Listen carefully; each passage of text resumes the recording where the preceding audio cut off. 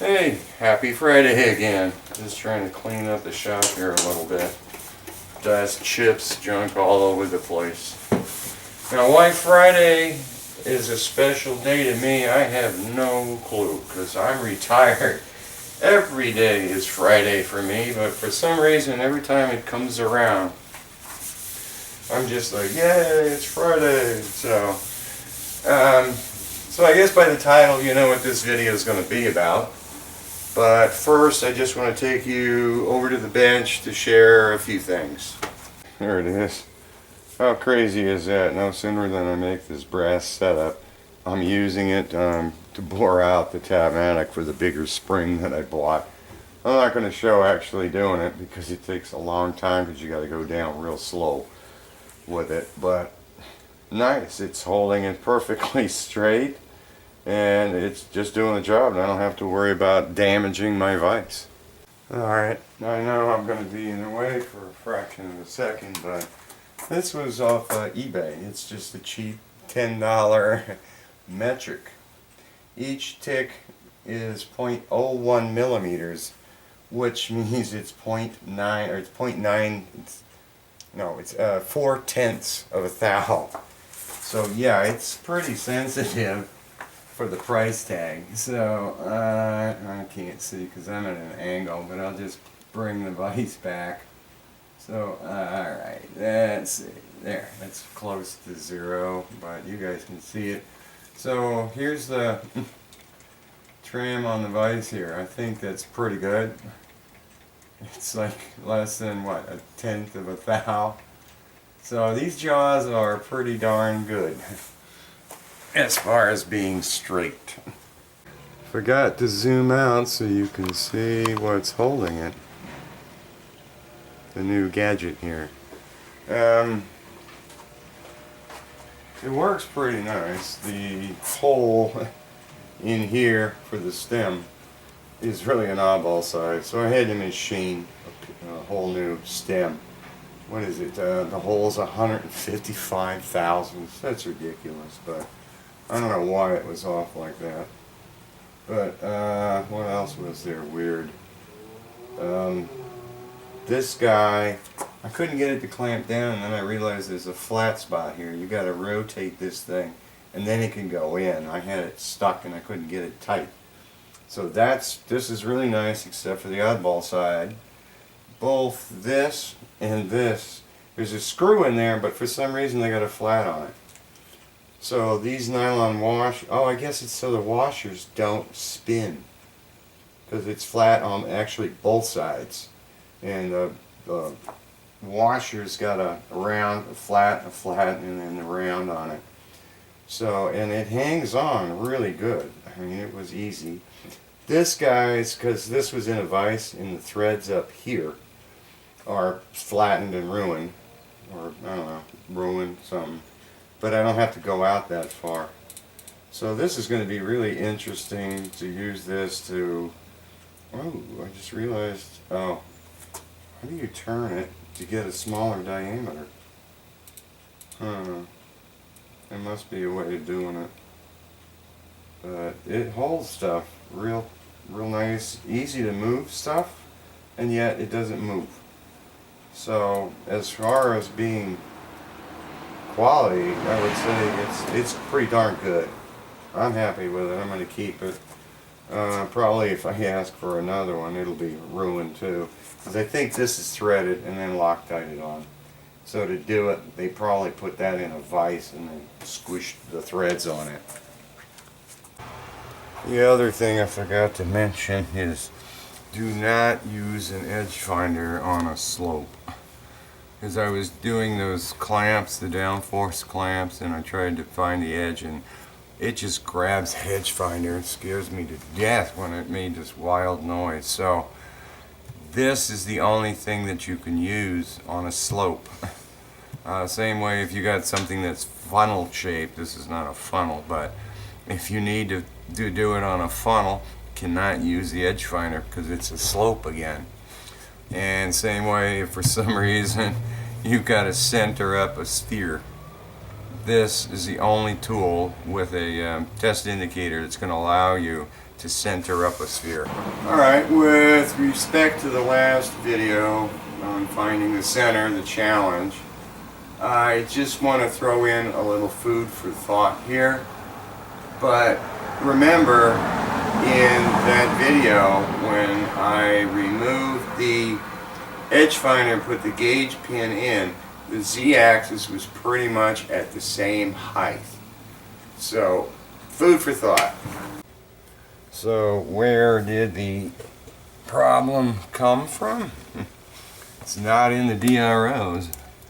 Because if you think about it, you know, here's the pin. And I came in and I hit this edge here. And that's where I said it got zeroed out. So there's no error so far. And then I came over and I hit this edge. So now the number that I'm seeing can be plus or minus 1,000. So let's say it was supposed to be 370 and it's off 1,000. It's the DRO is telling me 371. I divide that by 2 to get to the center, so I'm a half a thou error in here, right? Yeah, 1,000's too far. I'm cutting everything in half. So now I'm off 0.0005 from center, but now I'm moving the DRO to here, and I can be plus or minus 1,000. So that's not going to give me the kind of problem that there was shown in the video. Is it in the test indicator? No. I reran the whole setup with the really expensive Precision Mitutoyo and wound up with the same results. So where the problem is the tram on the mill. Because I've got the edge finder in here and I'm shifting the table back and forth until I find the center. But then to put the test indicator in there, it's longer. So I've got to move the head up 2.5 inches. And there it is, off center when I put it in there. So it's kind of a elaborate way of checking your tram, the tilt forward and side to side tilt. Because if you can do that over 2.5 inches and not get a movement, then you're pretty straight. But on this guy, it is really nice. This thing is very solid, as you saw. Easy to move and yet stays put when you put it there. This guy is odd. It's a teeny little hole. It's 155,000, so I had to machine my own little stud here to go in it. The other wild thing is the screws that are in here are have double flats on them. They're around. And the reason is the nylon washer has double flats too, so they don't spin on you. And that might be part of the reason here, I think, why it's so stable. But it just, and they got wavy washers in here. There's one here and one here and one here. This guy, the reason that it was a mess was because I'm pretty sure, you know, this is solid machined here. I can see it down in there. So this guy was screwed on and Loctited or something, but they must have put this thing in a vise because I'm looking at the threads here and they were all scrunched on one side only. Actually, should have done both sides. But I got in there with a jeweler's file, cleaned it up, took a black Sharpie to get it black again so you can't really see it. But the other real kick, you know, this is a nice pivot. The other real kick is when you clamp this on the mill, on the spindle. I don't know how they're doing it, but I have no way of really checking it for sure, but dead center on this is dead center on the spindle. And that's pretty wild because you're doing it with what, maybe off-the-shelf washers here. It's two of them, thick guy and a thin guy, and yet I put a sharp, pointy guy in a collet, and I swear it looks like it's dead center. So I'll put a link in the description to this guy. I forgot what the price was. It was $35-ish, something like that. Well worth it. Oh, I did flip this over. Originally, when you put it in that case with all the nice cutout foam, this knob has to be over here to be in the case. But like I said, I flipped it over because this was on center, and you saw it gives me a smaller diameter. And now figuring it out, I can swing this arm any place and spin it and be able to indicate any sort of diameter. So great tool. I'm glad I bought it. It's well worth it. Alright, time for the main feature. Spinning top. I don't know what you call them, but in this section you're going to see me just, if you want to break in your lathe, this is how you do it, because I started with a huge, you'll see it, a huge piece of stainless and whittled it down to almost nothing. So there's literally thousands and thousands of passes that I made. Got a blister on my finger, wound up using the drill and an Allen on the compound to do this thing. So you're going to see a lot of machining with the new diamond tool holder, and it had the Crowbolt cutter in it, and I wound up sharpening this guy 4 times because it just couldn't hang it. And then, so you're going to see a ton of machining with that. And then this guy, this was the Anytime Tools, but I went through all my inserts to make sure what it was. This did thousands of passes and it didn't even phase it. This is from toolinghouse.com. It's a TCMT 21.51-CM space C5. So this insert was pretty much so indestructible, and the final top that you're going to see here close up or whatnot, the finish is from this insert. So hope you enjoy this video, and thanks for getting me into it, Jim. Generic insert. Does a lot better job. Carbide. Oi, that's too deep.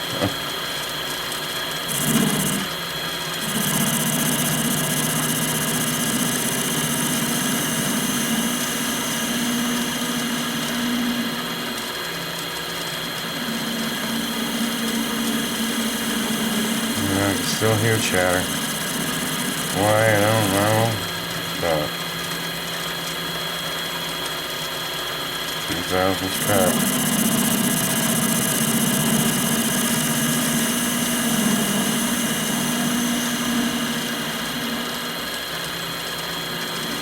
Stainless, tough stuff to work with. What's it look like?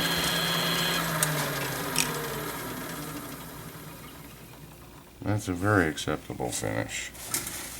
This is going to be a lot of material to remove to spin this thing down into a top.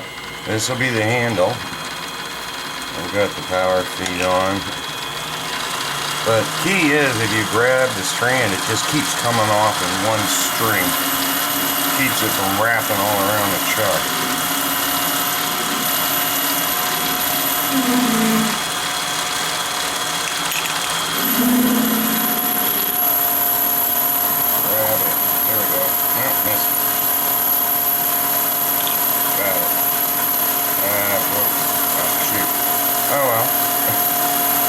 Because this is a pain now, you gotta stop it, pull that off, start it again, because that stuff hits you, man, it'll slice you up. I was able to get it the past few times, so, alright.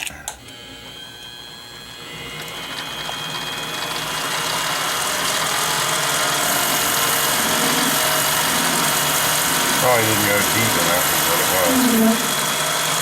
Oh, that's hot shit, let me tell you.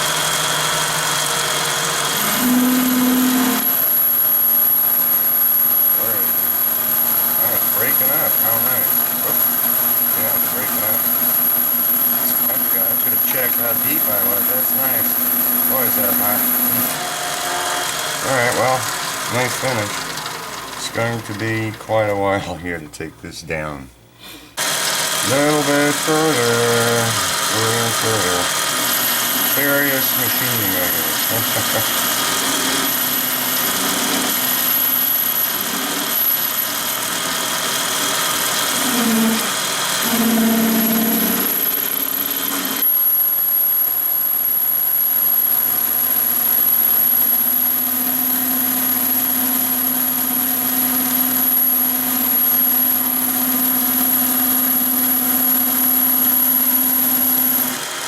5,000 cut at a time. Well, that took a whole day to turn that down. 5,000, 6,000 passes. Gets hot real fast, so I gotta, do maybe 8 passes, walk away for 15 minutes for it to cool off. I think that looks about far enough to turn it down. I got a little burr here on this edge that I gotta get rid of. Oh yeah, it's wobbling because I pulled it out and I put it back in.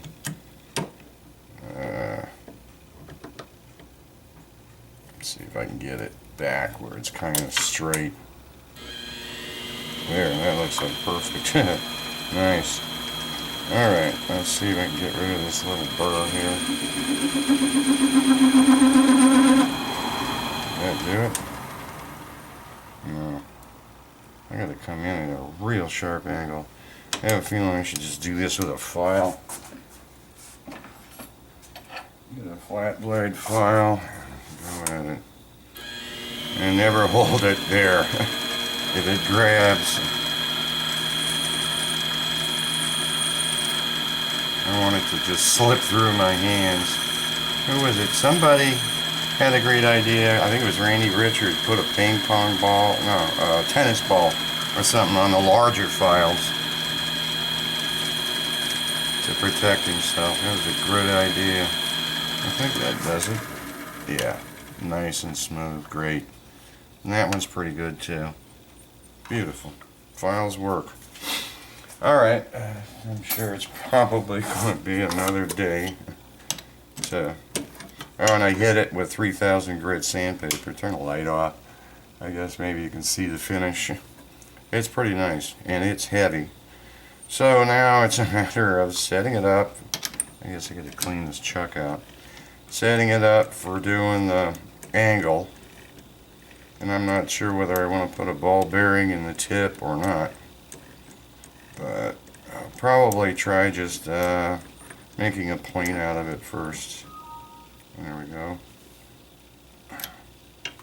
So that's going to take a lot. I want to go from like here down. So face it off. Where it is. Oh, I should look up these inserts for you guys because this sucker hung on through all that turning. Oh yeah, I think that was these. Yeah, this was from toolinghouse.com. TCMT 2151 CMC5s. It wasn't that much. I think it was 20 bucks for the 10 or something like that. But that's right. That's what's in there. Yeah. So that works just fine. Who's the other guys? Can't tell what they look like. Ultradex? No, these are not them. It's those guys, Mitsubishi's.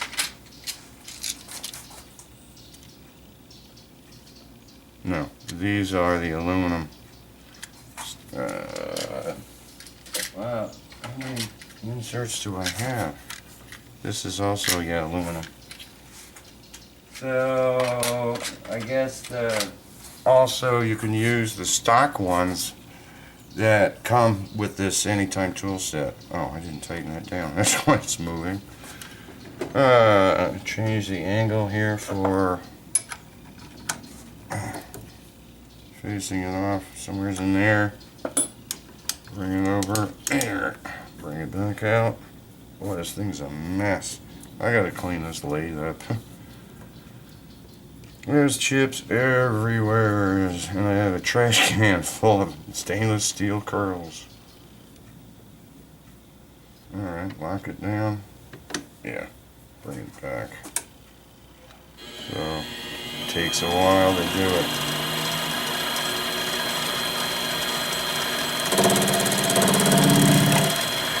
Put a little oil on there.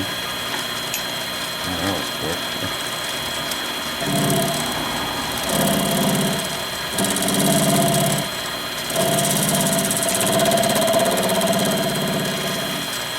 This wasn't my cut. This was done by Industrial Metal Supply. And they cut it off. And I guess they painted the yellow to say that it's 304. Boy, that insert's taking a beating, I know right now. And it just keeps going.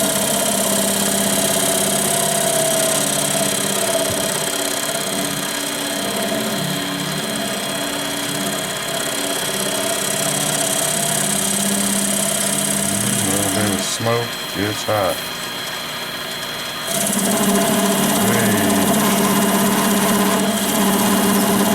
That's spitting hot chips, I'm going to tell you that.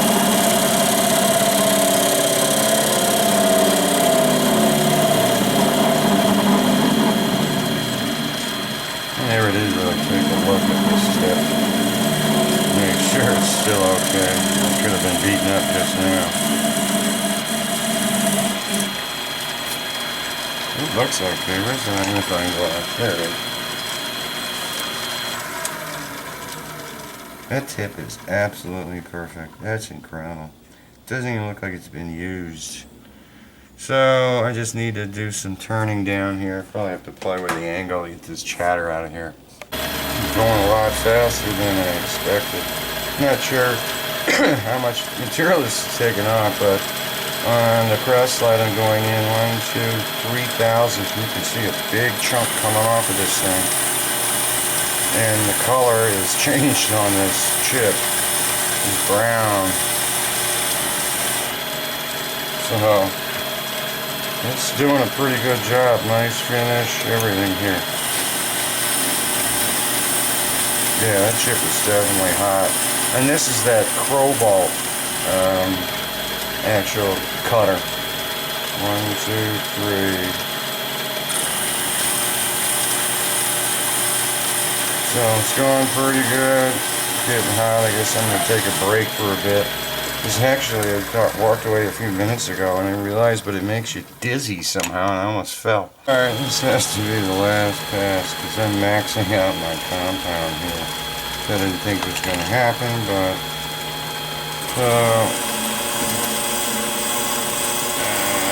and it is not easy to do, let me tell you. I actually have a blister on my, come on, I had to freeze. I'll just have to sand it. There, that's it. Done with this. I'll just clean this other part up here. I'm so tired of pulling this stuff out of here. So I just cleaned it up, sanded a bit here. Come on.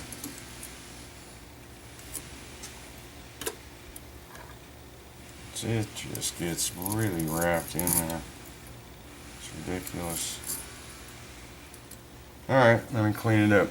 That thing's gonna need a lot of sanding. But I figured let me just at least try to take this tip into a ball for what it's worth and then see if this thing is gonna work.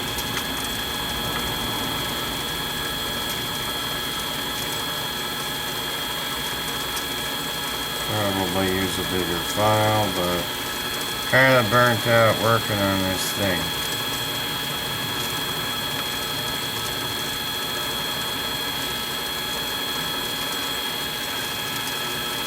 That's not too bad, huh?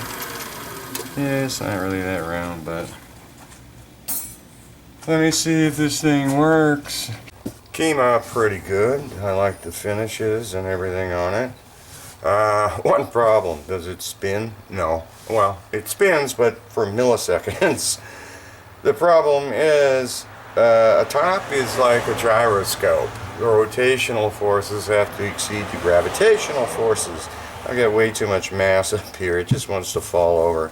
I can't spin it fast enough to make it work. So I'm going to have to take a lot of mass out of here and lower the center of gravity. So the point needs to be way down here. And I'll probably put a ball bearing in there to make it work. Just a quick heads up. I like to share some different things. Zoom out wider. I have never seen a camera that takes the quality like this thing. So if you guys are interested in a doorbell and you got a smartphone, this thing is incredible. Day or night, perfectly clear. You can see every detail of anybody walking up to the door. I mean, it's great. So just wanted to share that one. And there it is. Maximum 17 seconds. But you can see quite a few mods were done to it. Top was beveled to get rid of some of the weight on the top. And this guy was just too heavy. So I had to turn him down a bunch, and then I just cut the top off with a hacksaw. So I got to clean that up to get the weight down from the top. So I'll probably play a little bit more with it, refine it, and see what I can do, but cool. A stainless steel top. So, your turn, Jim. See you next time.